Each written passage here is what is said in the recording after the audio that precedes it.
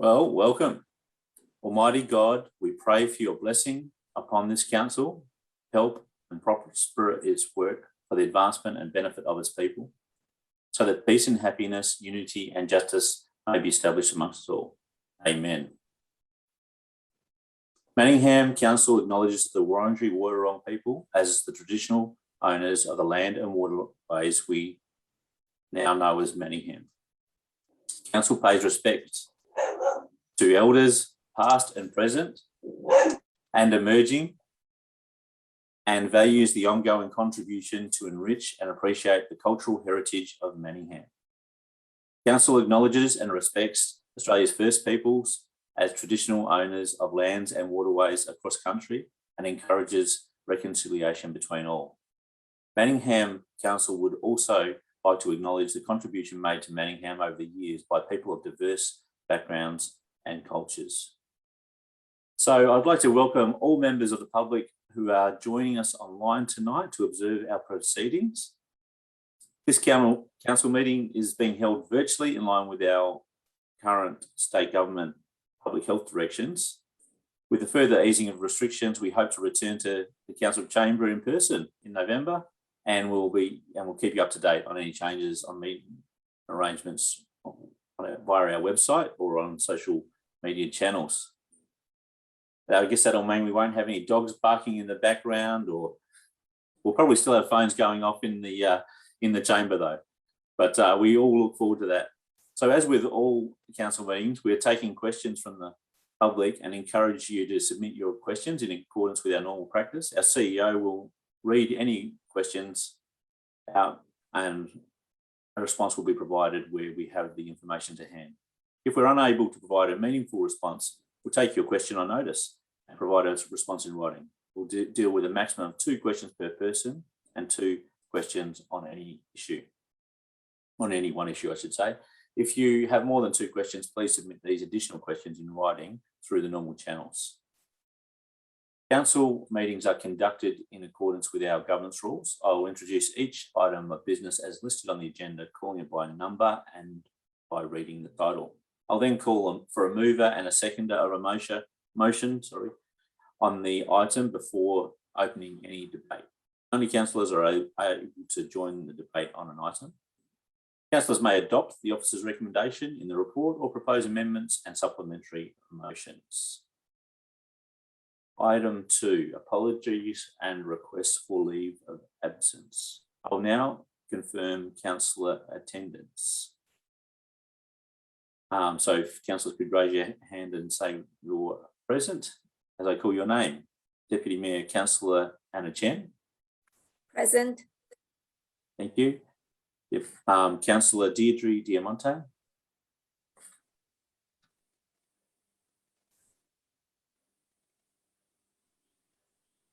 You just unmute. No? I'll move on. Come back to you. Present.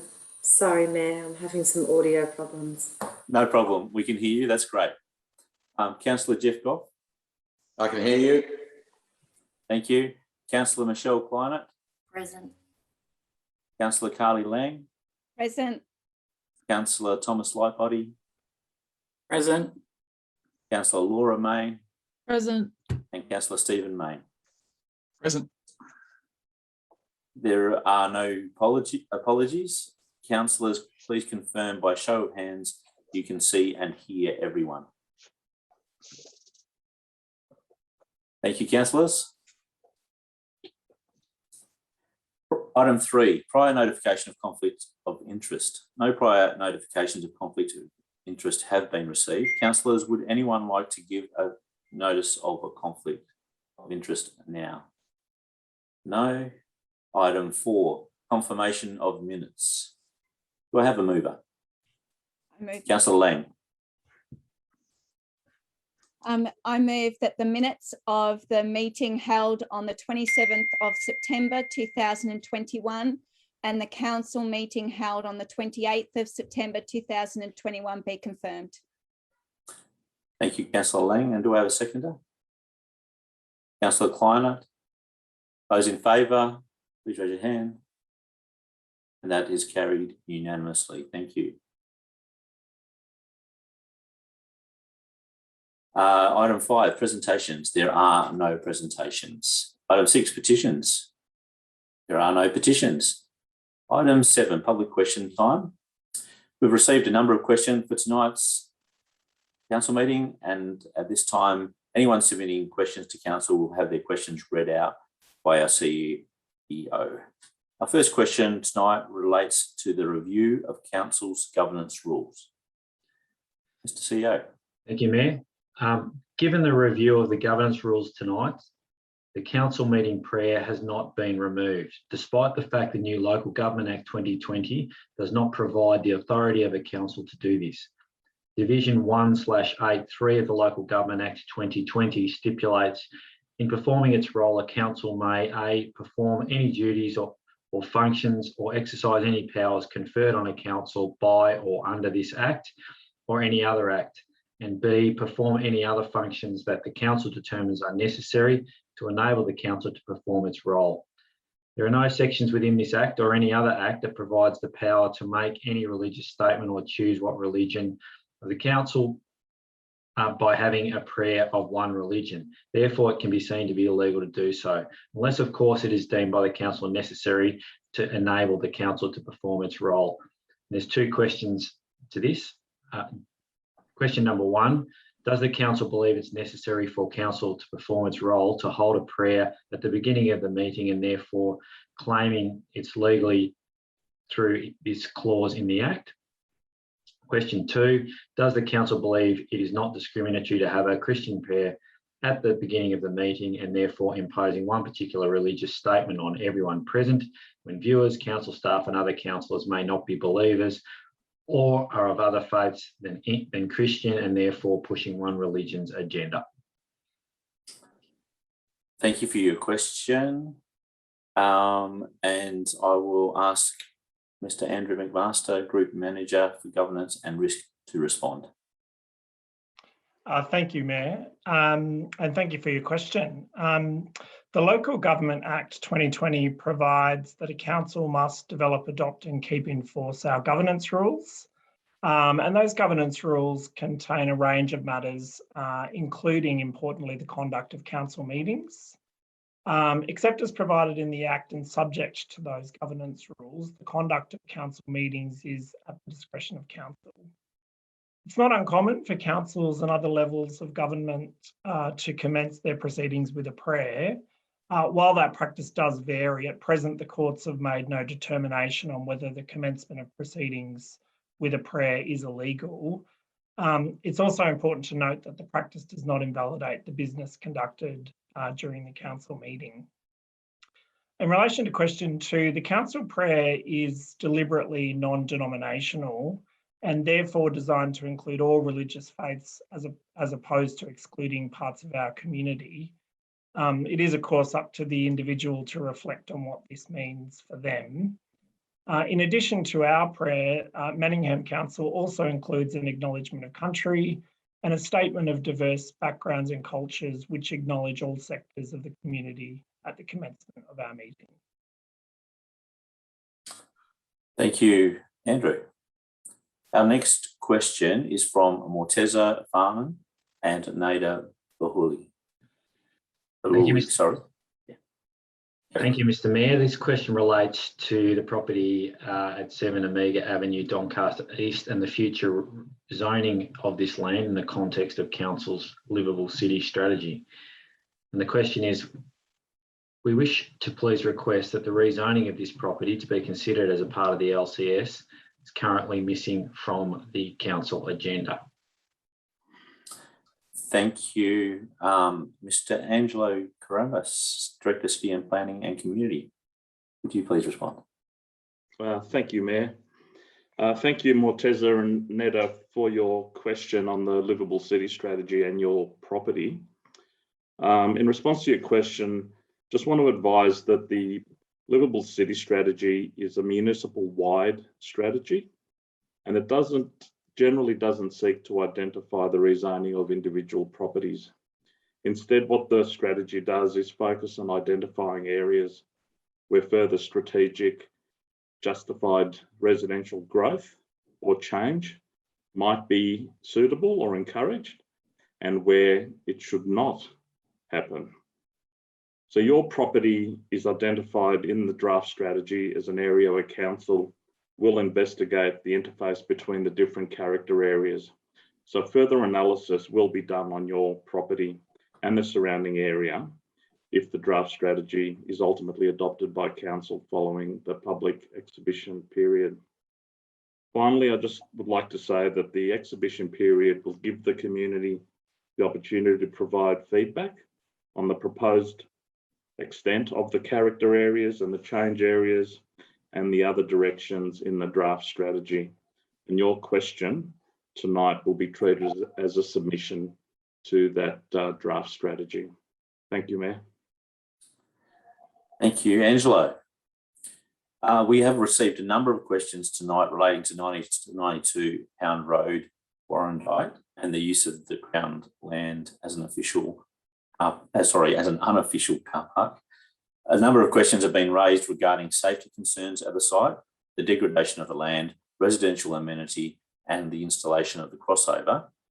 Our governance rules provide that we will hear a maximum of 2 questions on any one issue. To enable the majority of these questions to be asked, we have combined the crossover related matters together, and a broad response will be provided to address the concerns raised by these questioners. I would like to assure our questioners that all councillors have been provided with the full questions as well as the preamble to each of the questions. We'll also provide a written response to all the questioners where their questions have been combined. So our first 2 questions related to this matter are from Kelly Irish. Mr. CEO. Thank you, Mayor.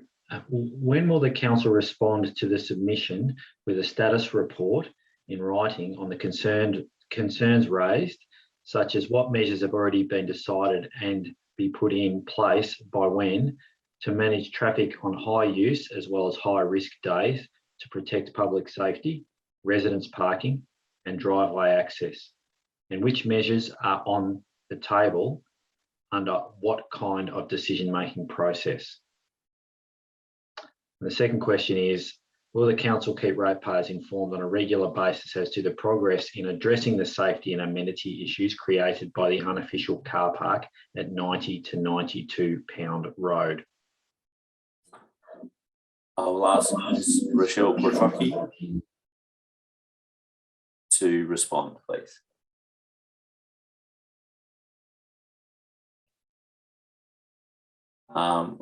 Is Rochelle? Thanks. Yep, coming on.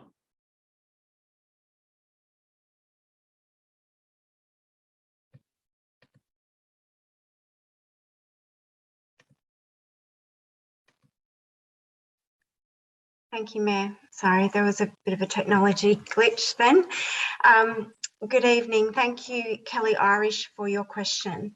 A response has been prepared with a meeting involving Department of Environment, Water, Land and Planning, who happens to be the landowner of the parcel of land, emergency services and council, to be held this week for a response to be provided by officers in a follow-up to that meeting. Council and the emergency services are very concerned that people are coming to Pound Bend on extreme days, and we are also looking at a number of options to discourage visitors from coming into the area on these days. A full response is to be provided to the submission that has been provided on the issues that have been raised.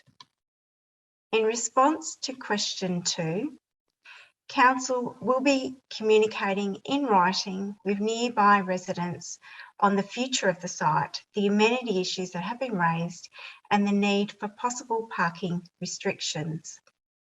Thank you. Thank you, Rochelle. Our next 3 questions combine a number of the issues regarding installation of a crossover by council at 90 to 92 Pound Road. And Mr. CEO. Thank you, Mayor. So we have 3 questions in relation to the crossover. What evidence is there that residents requested a crossover be installed at this site, and was due process followed with regards to the installation of the crossing? What will council do to block vehicle access and prevent cars parking on the land at 90 to 92 Pound Road? Why is council not taking steps to protect this historically significant site by removing the crossover? Again to Ms. Rochelle Quattrocchi, Director of City Services. Thank you for your questions. And in answering question 1, the formal crossing into the car park at 90 to 92 Pound Bend was constructed following requests from the community about vehicles becoming damaged when attempting to access the area, which has been used for parking historically for the past previous 15 years. Council has the authority to install a vehicle crossing on local roads within Manningham. Council officers have had a number of formal conversations with the Department of Environment, Land, Water and Planning, the landholder, in relation to the access and the use of the area for car parking prior to the current petition being received. In answering question 2, Council is looking to take steps to resolve the issue of visitors attending Pound Bend on extreme fire days, rather than just closing the area immediately, which would result in additional car parking everywhere around the entry to the state park on these extreme weather days. In answering question 3, Council officers have had a number of formal conversations, as mentioned, with the Department of Environment, Land, Water and Planning in relation to the site, and this has also included the cultural significance of the area, with a meeting planned for this week that will also include emergency services and Council with the department to resolve the issues regarding future use of the area. Thank you. Thank you, Rochelle. Our next questions are from John Cousin. Thank you, Mayor.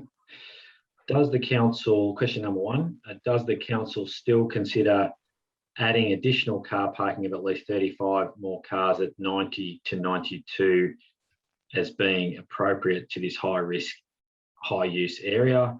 And question 2 is, does council still consider the crossover prevents vehicles getting stuck within the open drainage areas as an effective safety measure instead of preventing entrance to 90 to 92 reserve area in the first place? I will ask again Ms. Rochelle Quattrocchi, Director of City Services, to respond. Thank you, Mayor, and thank you, Mr. John Cusson, for your question. I can advise that Council is working with a number of state government agencies. That includes Victorian Police, fire authorities, Parks Victoria and the Department of Environment, Land, Water and Planning, the landholder, on measures to discourage visitors to Pound Bend on days of extreme fire risk. In answering question 2, the crossover that was installed by Council has provided safer access onto the unofficial car park area, and that has prevented motorists from attempting to drive over the swale drains. And some years ago, this was the request that was made to put in the crossover to prevent people getting stuck crossing areas onto that area and crossing the swale drains. Thank you for your question. Thank you, Rochelle. And so we move on to item 8, admission of urgent business. There are no items of urgent business.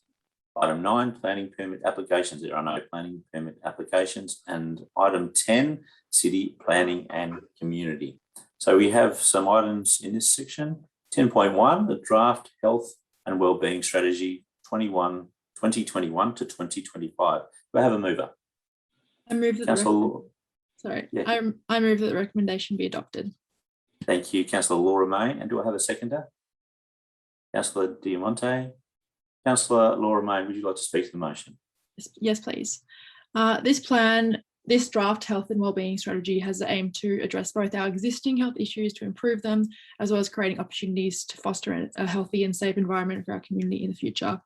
It encompasses our council plan healthy community priorities, which include improving our social and emotional wellbeing, our healthy leading, our active lifestyle, our adaptation to climate change health impacts, improving our connection and engagement, as well as reducing injury and harm and preventing family violence, whilst the entire strategy is underpinned by our council vision and mission. We as a council aim to keep our community healthy and connected through a variety of pathways, from community grants to improving our trials, addressing gender impact assessments to our key projects, providing immunisations, and the list goes on. This strategy has undergone extensive community engagement, health data analysis, community surveys, panels, working with the advisory committees and more, with a special thanks to the Healthy City Advisory Committee. And I'd just like to thank the officers for their great work and preparing this within 1 year of the council election as required. Thanks, that's all. Thank you, Councillor Main. Councillor Diamante. Yeah, thank you, Mayor. So I just want to speak on one aspect of this strategy. Councillor Laura Main spoke about the focus areas quite well. Earlier this year, when we approved this draft strategy for public exhibition, we recommended that further consideration be given to including elder abuse and dementia and loneliness, targeting seniors, noting that loneliness is not just impacting older people. So elder abuse, dementia and loneliness are key priorities for our community and also for me and other councillors. And I'm very pleased that changes have been made to the strategy to reference these items for attention. Some of the statistics in the strategy, for example, the strategy points to a 196% increase in dementia over the next 30 years. And another statistic, I think it was 18% of our community live on their own. Just some of the statistics. The report that we've been given as council does note that there's limited local data for these issues, which can affect our ability to evaluate our impact on the issues, addressing the issues. However, I think by including them, it helps us work on those data points. So, for example, the strategy says between 2 and 14% of older people have reported having experienced or are experiencing elder abuse. And I'm hoping, as I said, that focusing on it will get more data, will then be able to better target strategies and target this and the other areas of the strategy. So I want to just commend the officers on adding these focus areas into the existing physical and mental health and wellbeing priorities within the strategy and recommend the strategy to the other councillors. Thank you, Councillor Diamante. Are there any other speakers against? Sorry, are there speakers against the motion? Are there any other speakers for the motion? There being no other speakers, I'll put the motion. Those in favour? And carried unanimously again. Thank you, councillors. And we move on to 10.2, the draft Livable City Strategy exhibition version. Do we have a mover? So moved, Mr. Mayor. Thank you, Councillor Stephen Main. Do I have a seconder? Councillor Lightbody. Councillor Stephen Main, would you like to speak to the motion? Yes, thanks, Mr. Mayor. So it's a big agenda tonight, 583 pages, 386 of which relate to this item. So there's plenty of meeting material for councillors, officers, the community to get into, and it's a very important document. It's a taking a long-term view out until 2040 with an aspirational plan in terms of, as it's called, the Livable City Strategy, but that covers a wide range of areas, including, for instance, our residential strategy, our activity centre strategies, and the whole sort of urban design feel and rules for Manningham in the longer term. So there are a number of areas it's looked at from, I mentioned activity centre transformation, but also the proposed sort of network of greenings and our public parks, and also our community infrastructure, taking a more adaptable and multi-generational perspective on that.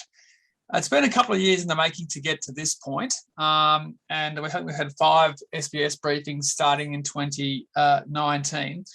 And we've had our first submission tonight, effectively, in a public question around the property at 7 Aminga near Tunstall Square. So I'm expecting that this will generate a good deal of interest over the period ahead. We're having a period of consultation of at least 4 weeks, including a session at MC Squared, hopefully be an in-person session there.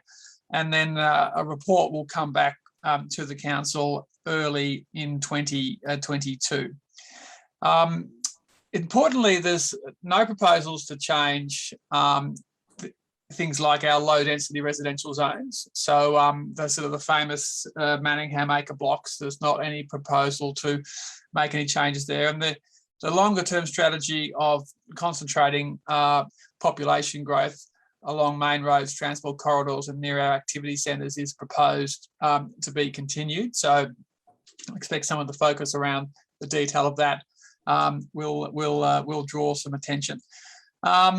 I'd like to thank the consultants Connecticut, which have been with us from the start. It's a very interesting report. I'd encourage everyone to read it. You learn enormous amounts about Manningham, whether it's particular activity centres, suburbs, or the planning regulations, the zoning, the open space. It's all in this document. So I encourage everyone to have a read. Looking forward to seeing some comprehensive submissions, and also to thank the officers from Angelo, Lydia Winstanley and the rest of the urban planning and urban design team. So it's an important document. It's been a long time in the making to get to this point where we can go public with it, and looking forward to seeing the community's response, and then coming up over the sometime in 2022 with the high level strategy that will guide the livability in Manningham for the next 20 years. Thank you, Councillor Stephen Mayne. Councillor Lightbody. Yeah, Councillor Mayne said it all, really. I'd just like to add that, this is the strategy on how to make Manningham more livable. And that's the really important aspect of it. It's looking at the future and how people are going to live in the future. And I think even coming out of COVID, everyone's, really taken great pride in their open spaces and, going for walks in parks. And this strategy also looks to identify places where more opportunities for more parks or more spaces where we could have more links between different paths. And while it is an overarching strategy and it doesn't lock anything in particular, it's about identifying where we can make improvements or where more investigations can be held in the future. So I think that's all I've got to add. Thank you, Councillor Lightbody. Are there any speakers against? Are there any other speakers for? Thank you, Councillor Diamante. Thank you, Mayor. As both Councillor Lightbody and Councillor Mayne said, this is an important document. It's an aspirational plan for 2040. I think it's a pivotal document for the Manningham community.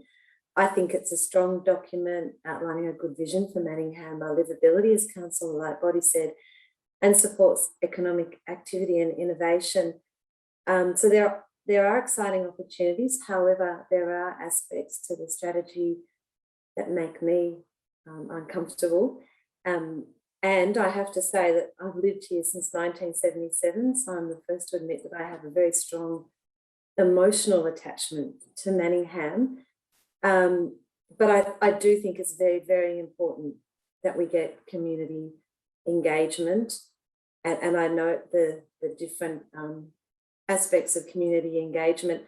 But even if I speak to the people within my ward and Shram ward, there are some significant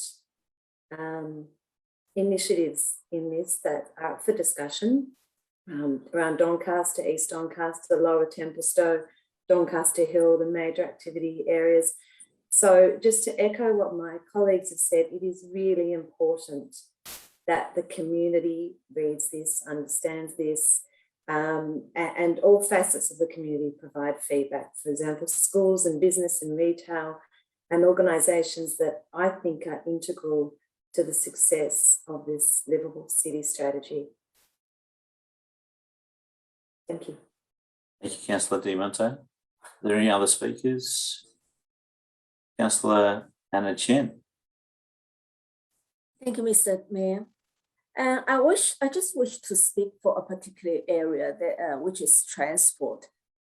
And we all know that the transport is Australia's third largest source of greenhouse emissions and accounts for 24% of emissions in Manningham. Therefore, it makes sense that the sustainable transport is one of the 6 key directions. Only last month, Council endorsed Manningham Transport Action Plan. The action plan identified the Doncaster Hill Station to be included in Suburban Rail Loop North project. We all know that the Suburban Rail Loop is a long-term project. Therefore, Council is advocating for an express bus route to be delivered in the short term that link the major universities' campuses from Monash, Deakin to La Trobe University. I know that pages 59 and 202 of the draft document only refer La Trobe University and Box Hill, which is only a portion of the express bus route we are advocating for. I discussed the issue with officers and was advised that since sustainable transport and travel mode reflects the existing council policy in the form of the transport action plan, so it will be considered as minor change to the draft document before the public exhibition. So officers will include reference to Monash University in relation to the Suburban Rail Loop interim express bus route service and the new transport action plan as well. So I wish to thank the Director City Planning and Communities, Mr. Angelo Columbus, for the clarification. So that will be included in the public exhibition document. Thank you. Thank you, Councillor Chen. I think Councillor Lang next. Thank you, Mr. Mayor. I actually was just wanting to back up what Councillor De Monte was saying about how important the document is, and not just to, the activity centres, but to all areas of Manningham, and how I really encourage the community to take this opportunity for it to go on public exhibition. And if there's one document that you do look at and you do read, it's one that will has a big difference and has a big impact on what you see as your livable spaces. I was only talking to a resident today about having the strategic view of looking at all our connectability and how all our areas connect and how we get around to all those areas. And this is the document that has that forecasted from a big strategic view to how you get to all the places that you need. So I would just really encourage our communities and the public to take the time to read this document, as the officers have done some great work and have some good visions. And what we're really seeking is now the community input into those visions too. Thank you, Councillor Lang. Are there any other speakers either for or against? There being no other speakers, I will put that motion. Those in favour? And carried unanimously again. Thank you, councillors.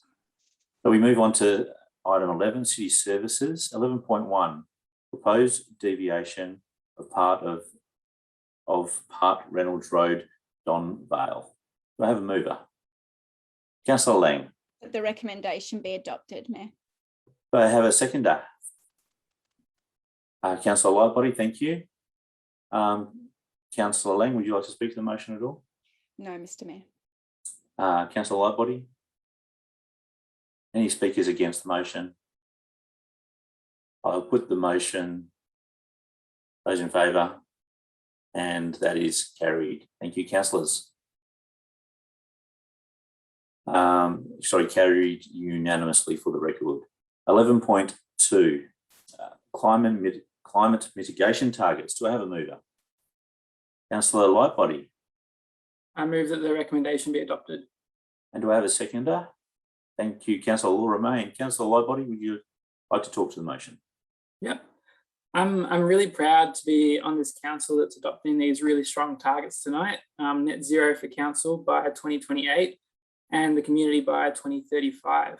They're ambitious, but more importantly, they are in fact very necessary. And I would like to thank the officers for the immense amount of work they have done in getting us to this point. You know, as we come to the big stakes climate talks in Glasgow, starting in a few days, where world leaders will meet and discuss accelerating their climate actions and presenting revised and ambitious targets for 2030. Our own Prime Minister has just barely got a 2050 target over the line at the last minute. And as the most recent IPCC reports say, 2050 is the bare minimum. They also say that places that are well off and can do more should do more. So as our government is committing to the bare minimum and the states are actually taking upon most of the action themselves, what we're adopting tonight signals to our community that we're with them and that we will show our leadership locally on emissions reduction and in reaching net zero, both in council's operations and also in committing to assist as best we can the community to reach net zero by 2035. This is becoming the norm, you know, local governments taking the lead on climate action and emissions reductions, whether it's the 46 councils that were collaborating to purchase bulk renewable energy, or the growing number of councils that are also taking the step to become their community's leader and adopting net zero targets of 2030 or 2035. These targets also preempt and inform the climate action plan that will be coming in a few months' time, which will outline the different ways in which we will help our community reach this transitional target. I'm really excited that we're going to be adopting these strong targets and showing this really great leadership right before all the big shots of the world go to the negotiating table in Glasgow. Thanks. Thank you, Councillor Lightbody. Councillor Laura Main. Thank you, Mr. Mayor. This will be a big push for our council, but I think it's an important consideration in the current climate. It includes not only addressing our own emissions at council, but committing to providing advocacy and sustainability initiatives to assist our community to achieve their target of 2025. Similar to Councillor Lightbody, I'm proud that this council is taking on this issue seriously and is being aspirational, as from my understanding, combating climate change and its impact is very important to our community and therefore this council group. This is also highly related to our council plan and our goal to reduce our environmental impact and adapt to climate change, as well as numerous actions. And I'd just like to also thank Councillor Lightbody for his leadership and insights in this area. And I'm really excited to see the organisation and the community tackle this issue. Thank you. Thank you, Councillor Main. Councillor, are there any speakers against the motion? There being no speakers against, Councillor Lang. Thank you, Mayor. I'd like to really commend our officers on this report. We've at Manningham shown a real leadership here with our climate mitigation targets. These are aspirational. We are working towards something that we are striving for. And I'm really proud to be part of a council who are striving for targets that are ambitious, but also that they have been able to show leadership in and research in. And so I just really like to commend the team at Manningham for the targets that they've had, the work that they've put in and the research, and just to let our community know that we are with you and we are prepared to lead the way, and we also encourage you to come along to the journey with us, and you know, we'll be doing research on how we can assist each other in making these targets for our environment, for our world, and for our generations. Thank you, Councillor Lang. Are there any other speakers, either for or against? Councillor Chen. Thank you, Mr. Mayor. Allow me to see things from a different perspective. When there is widespread recognition of the importance of climate change, and there is far less discussion of what might be described as climate class problem, alarmingly, COVID widens income inequality. People who worry about bread and butter and utility bills are facing financial pain. The trouble with climate debate is the lack of research by economists and social scientists. Climate targets often rely on problematic carbon offsets and unproven technologies. I take some comfort in this report that some principles will be used to guide Council's climate actions and assist the community to achieve the target. But there is need, I repeat, there is need for climate action to be fair. We need a fair and just transition to zero emission with prioritization of public health, housing, and jobs at the center. We need to be aware of the indirect and often complex social and inequality impacts on the vulnerable and assets-rich, cash-poor retirees.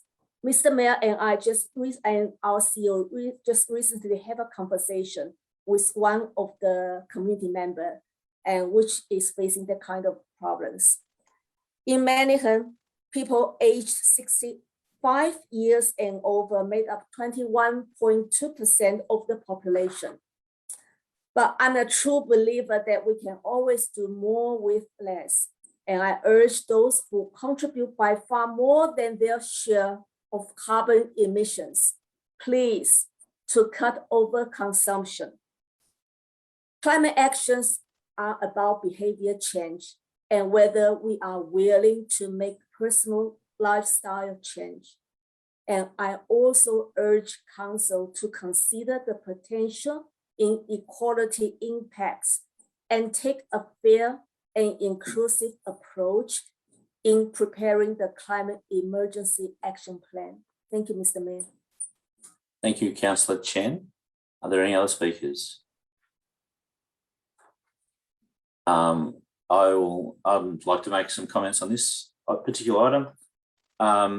I'd firstly like to thank the officers for listening to councillors actually as we over the last month or so to bring this report to us to make this decision.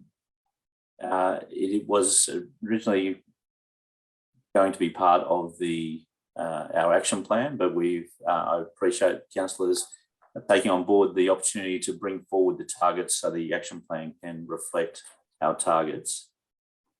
As Councillor Chen said, the way this is going, we can achieve this is actually by behaviour change.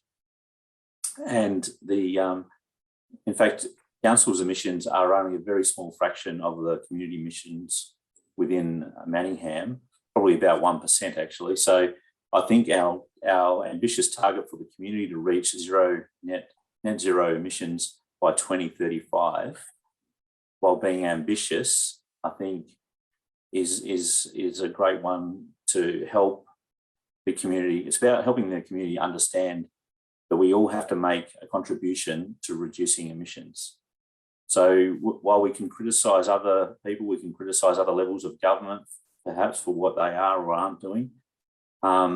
It's ultimately going to come down to us making personal choices as the community to reducing our consumption, to reducing our emissions, to living in a way that is sustainable, and that will ultimately achieve the net zero target of by 2035, I believe. In case the community is concerned, we're not going to be going out buying offsets on the community's behalf. We're making this your choice. But we will be advocating it and giving as much support as we can through facilitation and through providing education about what our emissions are and what are the best ways that you as a community member, as community members might be able to reduce their consumption, reduce their bills and benefit the planet. So again, I'm very proud to be part of this council that has this, is making this commitment, hopefully tonight, and I fully endorse our proposal. I do, as Councillor Chen mentioned, there's a very important point there that all the actions are to be based on best value, be economically prudent, environmentally viable, and technically proven. We're not going to be trailblazers. We're not going to be wasting a lot of public money we're going to be making sure that this is done in an economically responsible and environmentally proven and viable way. So with that, I will, and there being no speakers against, I will put that motion. Those in favour? And carried unanimously again. Thank you, councillors. Sorry, I'll just... So, and with that, we move on to our item 12's shared services. Now, tonight, so there's something special about shared services, and that is that tonight, our Director for Shared Services, Mr. Philip Lee, this will be his last meeting with us tonight. So he finishes this Friday, and Phil was appointed to this role almost 8 years ago, following a successful career as a senior executive in the private sector. So Phil, on behalf of councillors, I'd like to thank you for your leadership in driving organisational change and helping to significantly transform Manningham over many years. Phil's leadership and advice has been invaluable and has resulted in numerous contemporary improvements with a strong focus on technology, data management, customer experience, and financial governance. Phil also led the creation and establishment of both Citizen Connect and Transformation service units. So Phil, best of luck with all the future may bring, and thank you for your significant contribution to our city and community. And with that, we will move on to 12.1, financial relief, COVID-19 pandemic. Do I have a mover? Councillor Kleiner. That the recommendation be adopted. And a seconder? Councillor Lang. Councillor Kleiner. Thank you, Mr. Mayor. And yes, this does fall under shared services, of which Mr. Philip Lee was very much played a huge role in what's been the last 19 months of COVID. And with that comes COVID relief that council has delivered. Its first package in April of 2020 was just under 4 mil, 3.8 million in fact, of relief, as we had no idea as a council what we were embarking on and what was needed and how it would be served to our community. And we put that together, that package, hoping in the first instance that it would be the only one. And we based that with some high-level principles that were attached to that targeted relief would focus on assisting those most in need, financial sustainability for Manningham, that we're able to financially deliver that and balance the short-term relief with longer-term revenue. What then came after that was in September of 2020, some further $570,000 that we delivered in more relief, and that continued on to help, such as offering rate repayments, ongoing relief to community groups, and in some cases that would be including sporting clubs, and also rent, helping with rents. So with that, we thought that would be the last round, but no, it continued on. And COVID, the gift that kept on giving. In February 2021, with this new council, we embarked on endorsing a further $140,000 of business grant program to support businesses to recover. And that gave opportunity for the winter sports that really weren't able to run over this year. That brings us to now, and it's wonderful to see that we're continuing to provide some more relief as we come out of COVID. It's a further 1.5 million, and I'm really pleased. I think it covers a whole raft, including business support, not-for-profit relief support, which is very important at the moment. This will cover also community groups and most importantly, our recreation club support. Many clubs have suffered through this, and we just hope that they will thrive as we come out. There's some allocations there to do with a lot to do with rent and providing that sort of support as we go on, including also for rent relief for commercial tenants and rent relief and other supports for community tenants. So it's quite extensive. It's very well thought out.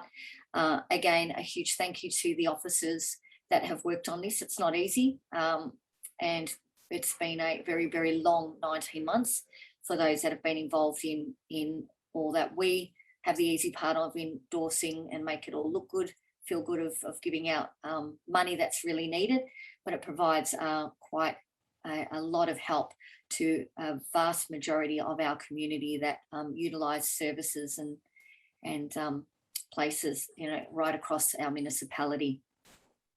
I think it is one final important thing, mental health being a huge issue, and we're yet to see, really the legacy that leaves COVID with regards to mental health. But it's wonderful to see that this relief will also help clubs and sporting clubs, including sporting groups, community groups, be able to utilise and participate in accredited mental health programs. First aid, well, that's particularly the mental health first aid, which is a wonderful certificate, and I highly recommend that community reach out and take that on.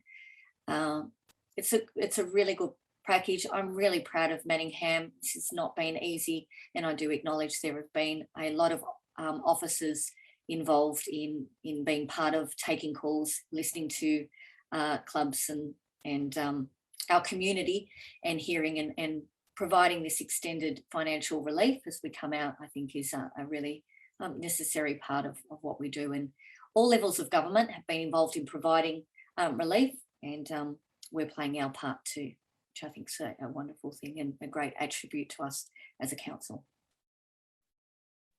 Thank you, Councillor Climate. Councillor Lang. Thank you. I don't have much to add because Councillor Climate did such a good job of going through all the bits and pieces and the whole history of it. We know that the pandemic has affected all of us in all different ways, and council, is the same. But this is an opportunity for us to show our community that we are with you. We are with you in the journey, the during and the after. And that these rent reliefs are all about focusing on helping people reconnect, to have social connection again, and to have the health and well-being in the process to be able to get back together and reconnect. So as much as we all want to be able to do that back in person in the chambers as well, there's our community that want to do that.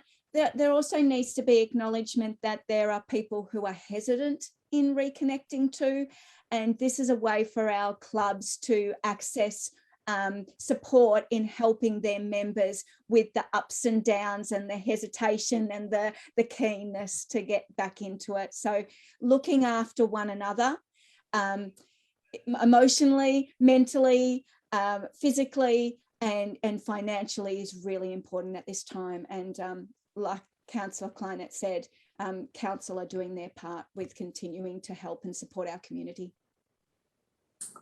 Thank you, Councillor Lang. Any other speakers?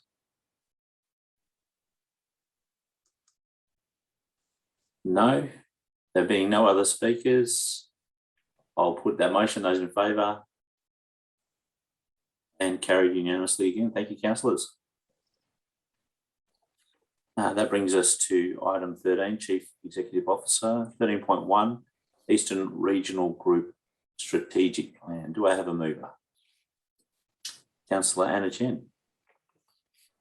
I move that the recommendation be adopted. And do I have a seconder? Councillor Goff. Councillor Chen, would you like to speak to the motion? Yes, thank you, Mr. Mayor. Manningham joined the Eastern Region Group of Councils in June 2019, and there are 6 members, including Knox, Manningham, Maroondah, Monash, Whitehorse, and Yarra Ranges, with almost 1 million residents in this region. The group aims to work together to make lives better, create better places, and deliver better performance across all councils. The concept of 20-minute neighborhood underpins many of ERG's priorities and actions. During pandemic, remote working has reinforced the desire of people to have everything they need to work, live, and play within reach of home, making the idea of 20 minutes neighborhood even more appealing. Recently, the ERG councils worked together to develop a strategic plan for 2021 to 2025.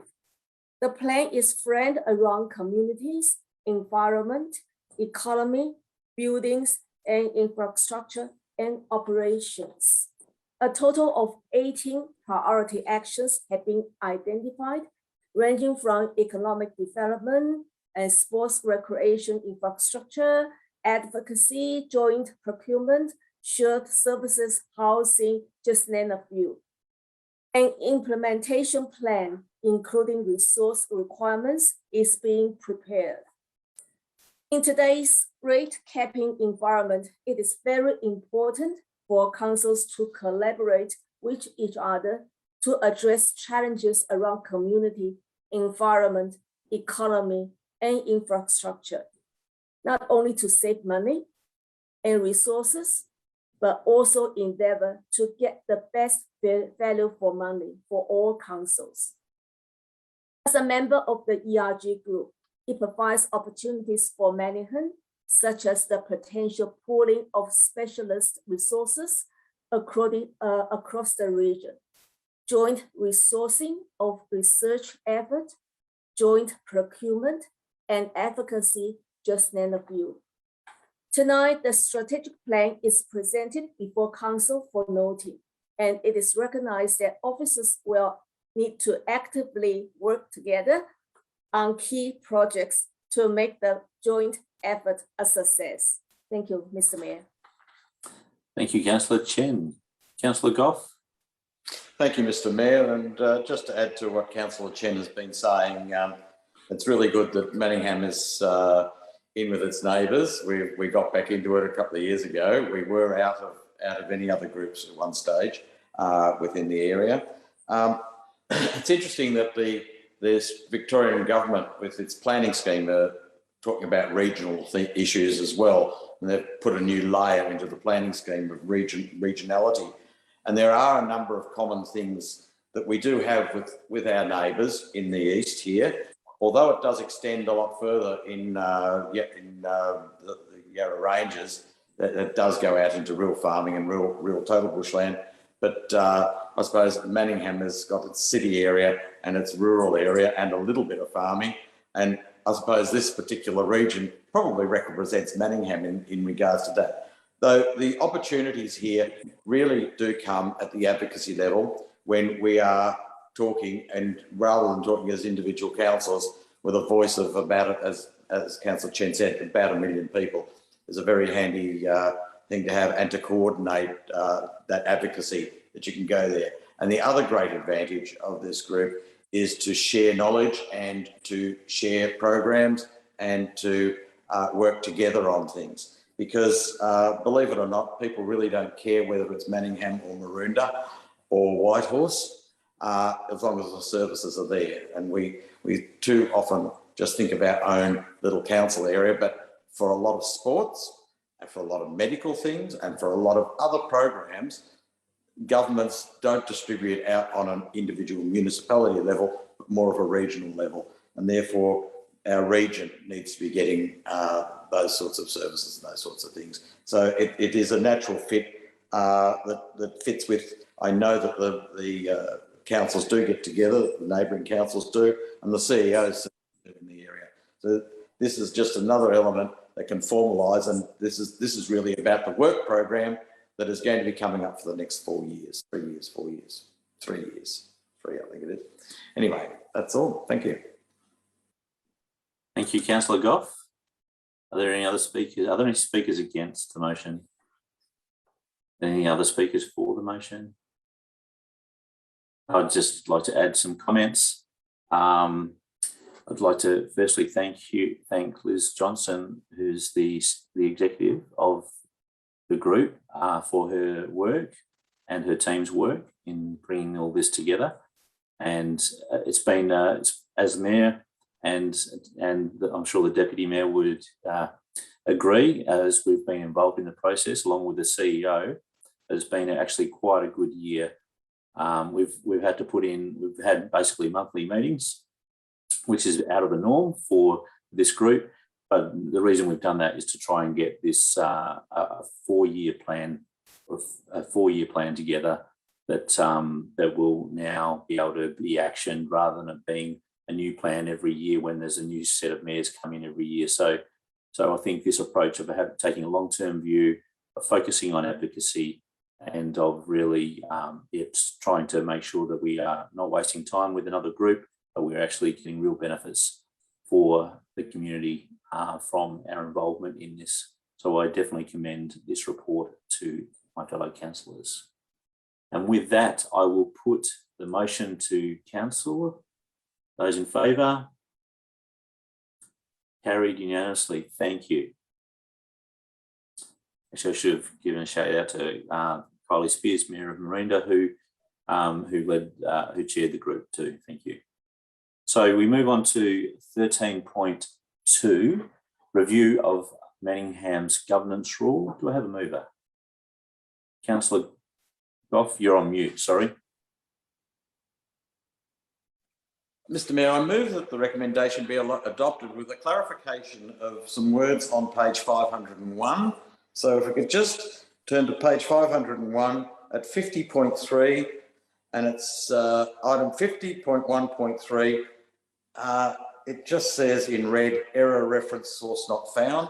Does that included in the document or not included in the document? So if we can just get some clarification of that. Thank you. Perhaps to the CEO or Mr. McMaster. No, that would be an electronic error. So that would be in relation to a link. Yeah, and I suppose that's a link to 50.1.3. So is element 50.1.3 the relevant part of the sub rule? Mr. McMaster is coming up now. I'm just getting the document up in front of me, Councillor. It will be to do with the rescission, I assume, meeting. At the top of the page, I assume that's what they're talking about. Yeah. So that's in relation. So can you just repeat the number, Councillor? Oh, it's at the top of that page, 50.1.3.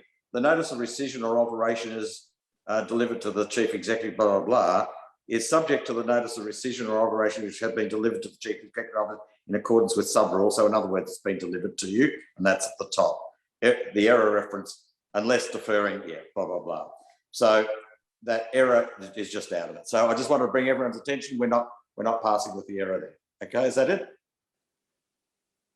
Correct. Good. That's clear. Thank you, Councillor Goff, for picking that up. No worries. Thank you. The difficulty of electronic copies, I think. So with that, Councillor Goff, you're moving with that minor amendment, which we all understand, and the officers will clean up. And do I have a seconder? Councillor Lang. Councillor Goff, would you like to speak to the motion? Thank you, Mr. Mayor. And indeed, this is I think it was a year ago, a bit over a year ago. It was the last council that we did spend a lot of time going through our meeting procedures, and it's always good to adjust it. And this is an opportunity for the new council to get together and look through the way in which we're operating. And it's probably apt that it comes up now because we've had a bit of time to work through the old ones. Essentially, this what we're doing really is, I suppose, eliminating the concept of divisions. Now, divisions were always put in there because we only ever wrote down whether it was passed or not. And that was the relevant information for the meeting. to proceed with whatever we've passed or not passed for the organisation to get on with. And so on occasions when it was contentious or whatever, often people would call a division. We've got rid of the whole lot of divisions in our meeting procedures because every vote is recorded.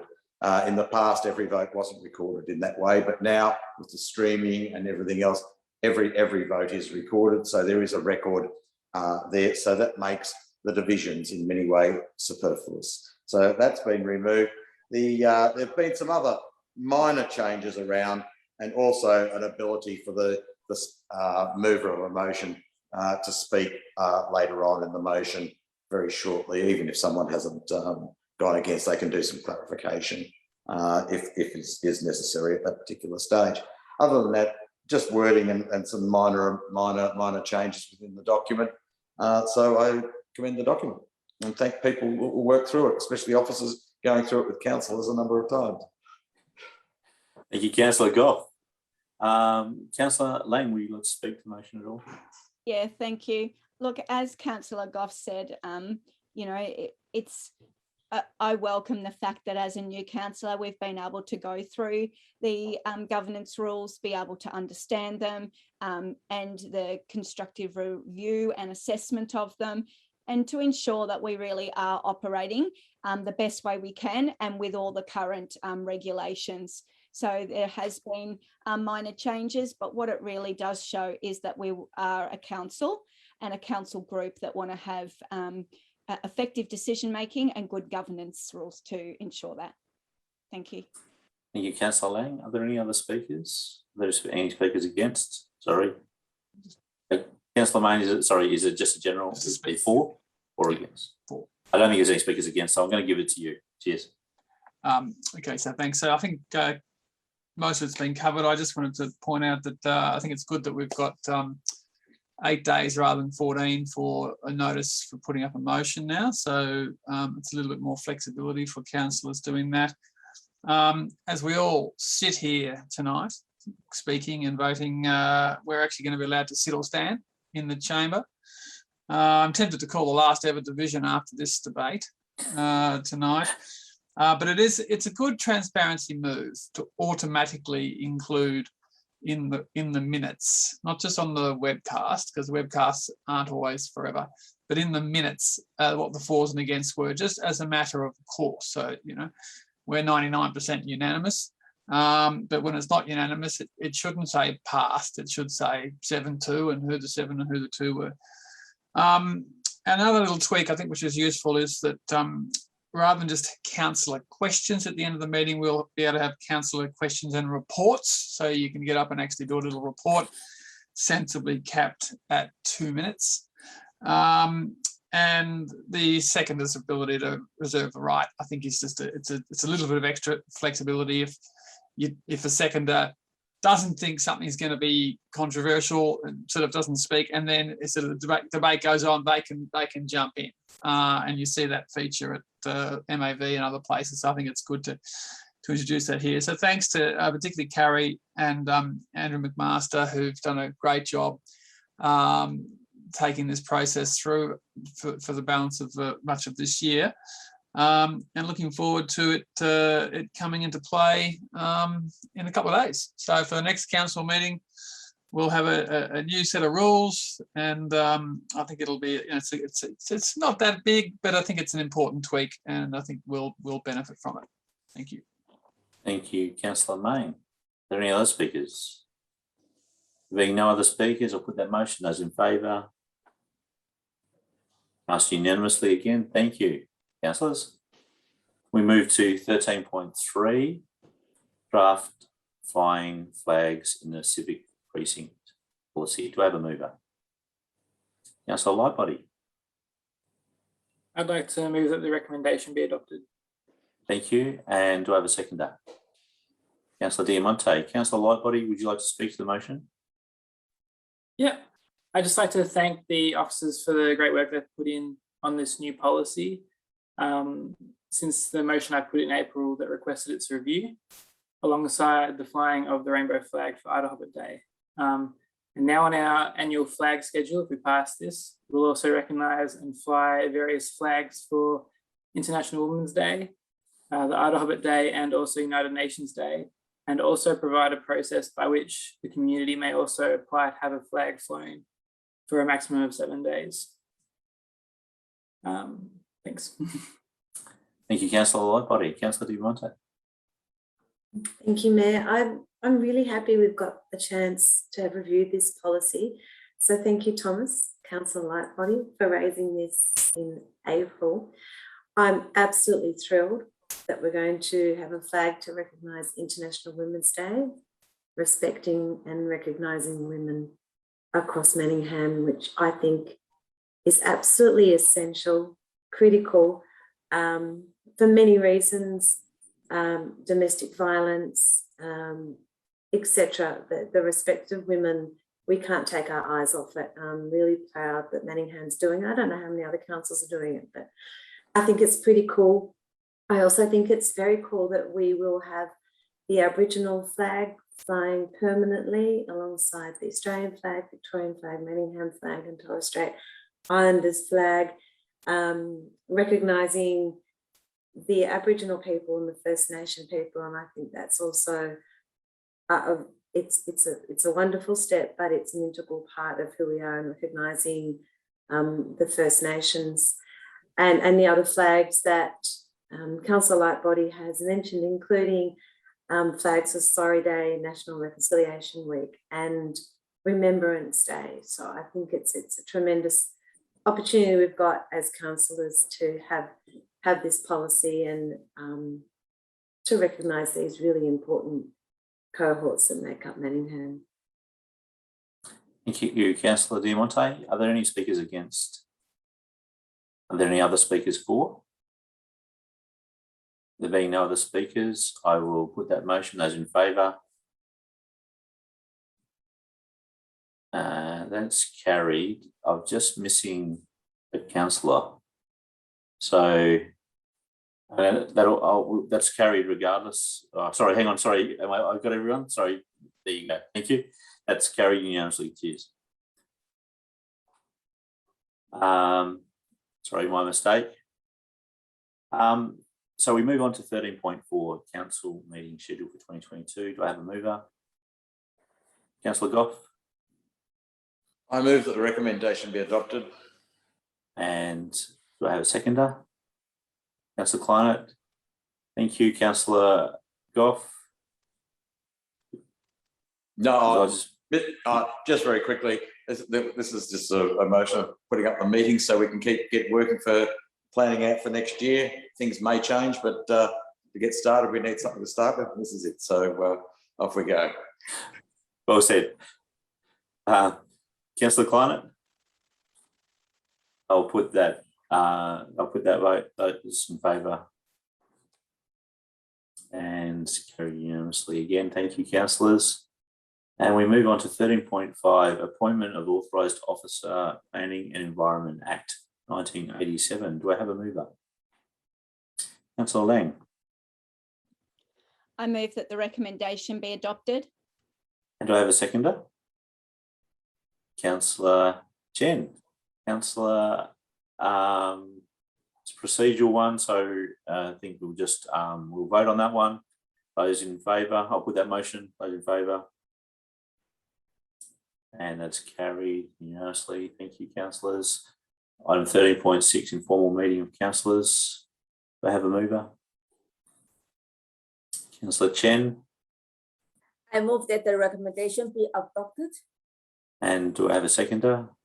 I second the motion. Thank you, Councillor Lang. And again, being procedural, I'll put that move. I'll put that to the vote. Those in favour, and that is carried unanimously as well. Thank you, councillors. Item 13.7, documents for sealing. Do I have a mover? Councillor Kleinert. Thank you that the recommendation be adopted with the addition of the following agreements. Consent to build over an easement agreement under section 173 of the Planning and Environmental Act of 1987, Council and RM Mayo, 5 Whipstick Gully Road, Warrandyte. Consent to build over an easement agreement under section 173 of the Planning and Environment Act 1987, Council and DCH Tham and Y Tan, 17 Haysham Way, Templestowe, and consent to build over an easement agreement under the section 173 of the Planning and Environment Act of 1987, Council and Heaven Dream Property Development Proprietary Limited, 18 Morna Road, Doncaster East. Thank you, Councillor Climate. And do I have a seconder? Councillor Laura Main, I'll put that vote. Those in favour, put that motion, sorry. And that's carried unanimously. Thank you, councillors. Item 14, notice of motion. 14.1, notice of motion by Councillor Stephen Main, nomination number 5/2021. Do I have a mover? Councillor Stephen Main. Mr. Mayor, I move the motion that council resolves to determine councillor committee appointments at the scheduled council meeting held in November each year, with committee appointments to take effect from 1 January in the following year. Thank you, Councillor Main. And do I have a seconder? Councillor Climate. Councillor Stephen Main, would you like to speak to the motion? Thanks, Mr. Mayor. This is just a minor tweak to our committee appointments. The convention is that each year we review our committees and we announce the outcome of any committee changes on the same night that we resolve on the mayor and deputy mayor for the following year. And consulting with colleagues, it was felt that rather than rushing the committees on the same night, that we take a more considered view and do it 3 weeks later at the November council meeting. And then with the feedback coming from the officers was that the recommendation was that rather than make it effective from the November council meeting when you vote on it, that you make the committee appointments effective from January 1, which makes sense because you can then have the current committee members attend any end of year functions and the closing events before the changes take place. So a calendar cycle and decouple, a calendar cycle from now on, calendar year cycle, and decoupled from the mayoral selection process. So in a sense also the new mayor will actually have an ability to also steer the committee appointments rather than the whole thing being done at once. So I think it's a minor change, but probably hopefully a good move in terms of our committee appointment and deliberations process. Thank you, Councillor Stephen Main. So, Councillor Climate, do you want to add anything? Nothing to add, no. Any speakers against? Any other speakers for? I'd like to actually just I think it's a really good, great clean-up, and thank Councillor Stephen Main for putting it forward. Those in favour? I'll put the motion, sorry. And those in favour, carried unanimously. Thank you. Item 13, urgent business. There are no items of urgent business. Item 14, sorry. Did I say 15? Item 15, urgent business. There are no items of urgent business. Item 16, councillors' question time. Councillors, does anyone wish to raise any questions at this time? Councillor Chen. I do have a question, Mr. Mayor, regarding the Livable City strategy that's going out for public consultation. And the officer's report mentioned about the consultation period from late October and November 2021 for minimum 4 weeks. Given that we all mentioned about how important it is the document is, I mean that they will take the whole municipality to another 20 years. So I just wondering whether the officer can give some certainty to community that the consultation period will be extended as long as possible. Because I couldn't help but wonder the Doncaster Hill strategy 2002, and nearly 20 years later, and I often receive feedback from the community that either they did not aware of the document existed at that time, and also they did not aware of they have an opportunity to speak and to provide feedback. So I think that it is a great opportunity to let the community know that we are able to get them enough chance to have a good look of the whole document, because when we look at the document on the screen, that is really difficult to read. So once the restrictions lifted and the community can go to the library, can go to councils to read the hard copy. Yeah, that is my question. Thank you.